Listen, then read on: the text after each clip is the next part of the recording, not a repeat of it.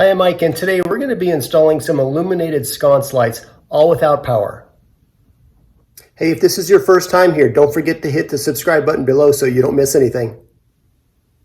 So have you ever wanted light in a wall sconce fixture where you didn't have any power to connect the fixture?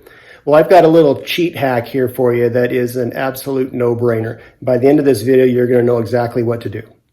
So here's my two sconces. I've got the shade on this fixture. You can see that it comes with a cord, but we're not going to use it. So here's where I'm going to put my fixture. It's going to go above this, this little picture up there centered, just a little bit above it. And I'll probably cast some light on those pictures beneath it. That's one location. The other location is on the other side above that picture over there. So the magic comes from these cheap little puck lights. These look like a hockey puck. They're LED. They're controlled with 3 AA batteries, and I got them on Amazon. I'll leave the link below. This is the light. It's pretty bright. You can press it with your finger, or it comes with a remote that turns it on and off and dims it, and you can time it. What I did is I glued a 3/4 inch male adapter to it. Let it dry, and the beauty of it, and the reason you don't need any power, is that that 3/4 inch adapter will allow you to screw in this light bulb wherever you want, and then turn on off with your hand or with the remote. And that's what makes it so easy. So the first thing I'm going to do is chop off this cord back here.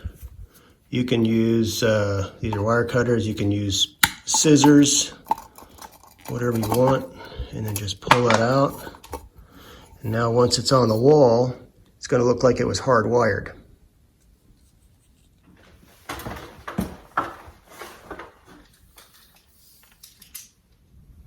So the only thing that's left is to actually mount the fixture to this bracket, and you can see there's a screw hole there that goes through the base of the fixture into that little hole there, and there's one on the other side too.